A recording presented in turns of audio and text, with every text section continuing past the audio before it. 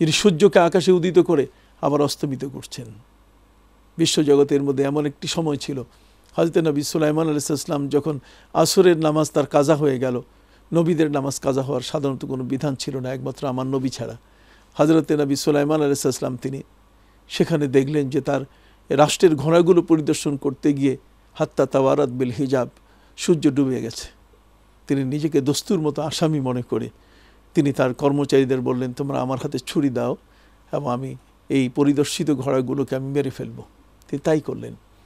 কিন্তু ওই মুহূর্তে আল্লাহ তাআলা খুশি হয়ে তাকে যে 4টি পুরস্কার দিয়েছিলেন, এই 4টি পুরস্কারের একটি হলো যে তার জন্য আবার সূর্য উদয়নের ব্যবস্থা করেছিলেন।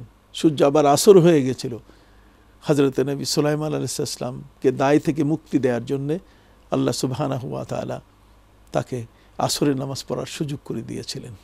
তাহলে যে মহান আল্লাহ জগতের মধ্যে এই ধরনের সুযোগ সুবিধা তিনি সৃষ্টি করতে পারেন। হযরত উযাইর আলাইহিস সালামকে 100 বছরের মৃত্যু দিয়ে তিনি আবার তাকে জিন্দা করেছিলেন।